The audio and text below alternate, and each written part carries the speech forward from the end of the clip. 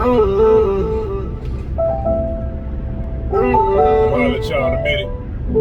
Just catch this vibration for a minute. Yeah.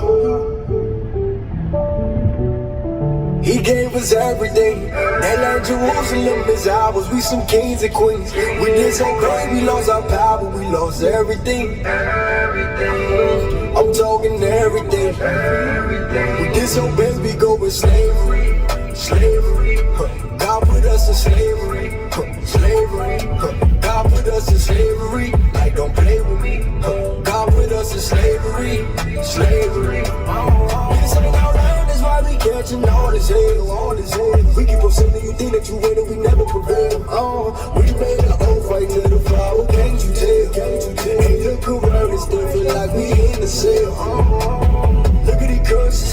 How you can't tell that we hurt? He a prophet but don't know his purpose. We the lost sheep for service. Hey, black man, why can't you tell me what's your language? Hey, black man, why can't you tell me why they hang us? We did a father wrong. He coming to carry us home. We waking up for real. Messiah's coming to kill. Ain't no way you get out of the deal. This is the Father's will. He gave us everything. That land Jerusalem is ours. We some kings and queens. We did so great, we lost our power. We lost everything. I'm talking everything. We disobey, we go in slavery. Slavery. God put us in slavery. Slavery. God put us in slavery. Like, don't play with me. God put us in slavery. Slavery. Used to be about stick talk. Now I'm really through with my ops talking like script talk. We the chosen people. Let me talk to you for a minute. Let me talk to you. Used to be about that stick talk. Stick talk. What we mean by that? Stick talk. What is sticks? Sticks is wood. Wood makes paper. What did we do with paper? We used to write on it. We wrote scriptures inspired by the Most High, Abba Yahweh, our Heavenly Father. Peep game. I'm wearing this shirt right now, you know, representing Juneteenth. During the time when they said they took the yoke off our neck. You know, let's go into Deuteronomy 28:48, where it says they will put a iron yoke on our necks, man. Fit that description. I'll wait. We got statues in museums showing that. Let me tell you something. I'm gonna speak on some things that I know a lot of ministries would not, because you gotta understand, and this is not against anybody personally. Don't take it personally. It's gonna go against a lot of the teachings, because what you get from a lot of these ministries is not actual biblical and scriptural talk. You get seminary school talking points. We gonna get to them scripts, man. It's gonna be a lot of stuff that I know they ain't spoke on. It's a lot of unanswered questions. We talk about the Israelites, man. Like they just some people that just disappeared. The Hebrews, they some people that just disappeared all of a sudden. I want you to ask yourself this question right here. Why do the people what I'm saying? Why do the people that's occupying the land in Israel right now do not call themselves Israelites? What do they call themselves? They call themselves Israelis. Not Israelites, Israelis. That means something like, why do the people that call themselves Jewish, they put the ish on the back of it? Come on, man. Judea. Come on, that means something like that means like I'm a show up at the job at 12 o'clock ish. That don't mean I have to really be there at 12. Now, peep game. Deuteronomy 28:68 specifically. It talks about a people going into Egypt for a second time. Let's break down what Egypt means. Egypt doesn't mean just a actual place, a state. It means a state of mind, which means bondage. Because in actuality, if you do the research in history, that we need to break down. Egypt used to be called Kemet, however you want to pronounce it. And I was looking for a dollar bill so I can explain something. Here it is right here. Egypt. Come on, let me show you something, man. Egypt.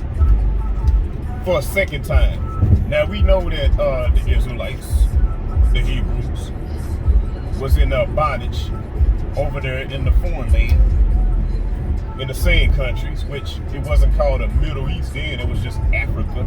It wasn't even called Africa then. When they take over lands, they rename it, like they call Egypt. It used to be Kemet. Now, they were subject in bondage, in slavery, for first time over there, right? Right? For 400 years, right? We know that. We talk about that. That's in the history books. 70 AD, when they invaded Israel and they took them captive. We know that. You know, then you had Alexander, which went through there and took all the scripts and all the relics and stuff, and it's in Rome right now. It's in the Library of Alexandria. You know, come on now. And we know that the people were subject under the what's his name, Antiochus, which took over Rome and called the place Antioch, which the place where they first called the people Christians, which was a mockery. Let's break that down. Now I pulled this dollar out. Why did I pull this dollar out? If you look at this dollar, man, in the two circles, it's not a conspiracy theory what I'm talking about. I'll give you history. Now, with this dollar right here, why do they have the American eagle? And this place that we know has to be Egypt because it's known for the pyramids. Why are those two on this dollar bill together? Now, they could have picked any other place, any particular place, man. But they put them two together. What did I just say about Deuteronomy 28 and 68? It said Egypt for a second time. Tell me where's the second Egypt? It put it on that dollar, explaining it to you right in front of your face, but we ain't paying attention to it. Now, for a 400-year process, right? We got to understand that the Bible, the scriptures, the Holy Scriptures is a catalyst. There's things that happen, things that's happening, and things to happen. So we went to bondage for a second time. And it's 400 years, right? Okay, so we came down here in 1619, right? Which most of us was already here on this soil. They just spin us around, blindfolded us to spin us around, and took the subject and act like we just came from a far country. Nah, most of us was already here. We are the tribe of Joseph. He came here with Potiphar. He was subject under him. He was, matter of fact, he was second in command. They find relics over there in the Grand Canyons to show the proof. It's places that you can't even go into because it's showing that he was here. Big game. Now, with that being said, 400 years, 1619 is when we just went into slavery, right? Even if we was here, and even if some of the Judah came from over there, Western Africa. Look at the 1707 map of Western Africa, which breaks down Africa into columns like and aisles like Walmart. They said this is the slave coast, this is the gold coast, this is the Ivory Coast, but you look into the slave coast, they got the tribe of Judah in there, picking them out like you're at Walmart getting a special. Now, for the shippers. Now, with that being said, 1619, we went into bondage, right? Okay, let's do the 400-year process. That makes it 2019, right? What happened in 2019? That's when COVID broke loose. An invisible angel killing people on the land. Same thing that happened in Egypt. There was a death angel. There was an invisible death angel on the land. People had to be quarantined then. Didn't they put blood on their door and they said you got to stay inside, it's going to pass over? Which we supposed to be doing? The Passover, not Easter. We supposed to be representing the Passover. Saying for generations. It didn't stop. It's saying for all generations. Now, with that being said, people was quarantined under from COVID during 2019, right? That's when it started. That's a 400-year process. It's a peep the similarities, man. We are no longer in a physical bondage. We're in a mental and spiritual bondage right now, and it's by choice. Even during the time when we said they broke the iron yoke, for Juneteenth. We were still in a certain bondage. We still had we had laws. We had black and red line laws. We had Jim Crow. We had mass incarceration. We had drugs that was incarcerating people mentally. So we still were under some type of subject, still bondage. But right now it's all mental. It's all by choice. See, we got freedom through Jesus Christ, known as Yeshua HaMashiach for the real name.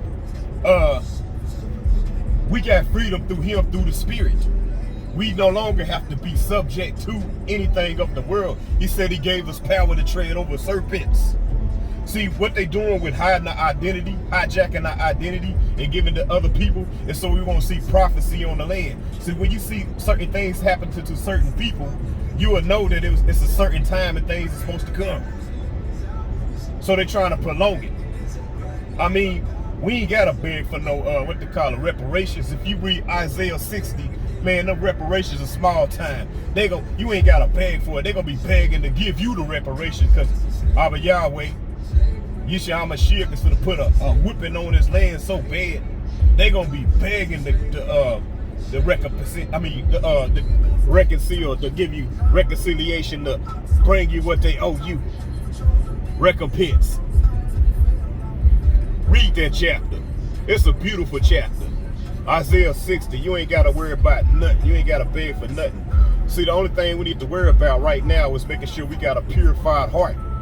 You know, getting all this hate and malice and envy out of our hearts, man. We have to have a pure heart is the only true ark. A pure heart is the only true ark of safety. You know, time is winding up, y'all. And it's coming to closure. See, we in the wilderness right now. That's why all the prices is jacked up. And we don't know what to do with politics and this and that. Don't worry about that. We're in the wilderness. God is testing He's getting us to test our abilities, our gifts. If you read, Jeremiah 29, it tells you what to do during the time of captivity, during the time of trying to make it. It says we got to marry our sons and daughters and tilt the ground, you know, which means test your abilities. I gave you gifts and have the right relationships with the right people because you're going to need them. We're in the second wilderness right now, y'all. Understand it. So get ready, get prepared. We can't reverse this, man. But it's taking us towards something beautiful. It has to happen. It is inevitable. You know, all praise the Most High, regardless of whatever we experience, man. You know, I know 2020 been a time where, man, everybody was going through a lot of stuff, man. But we have to give it up. We got to get a glory. We can't hold it back. We stuck in the rut because we don't give it up. We got to give him the glory, man. Ain't no glory without the story, you know. So I'm just summing this up to say, man, pay attention. Keep your head on swivel. Understand who we are. Because if you know who you are, you'll understand your purpose and you'll understand the prophecy. You'll understand the times. And God ain't playing, man. He's coming and slaying. So it's all about which side are you on. Because we can't stand on the middle of the fence, man. Once again, you know what this is. Exodus effect. Coming with nothing but the kingdom vision. And I do it, why? Because I love you. I'm out. Y'all have a wonderful day being great.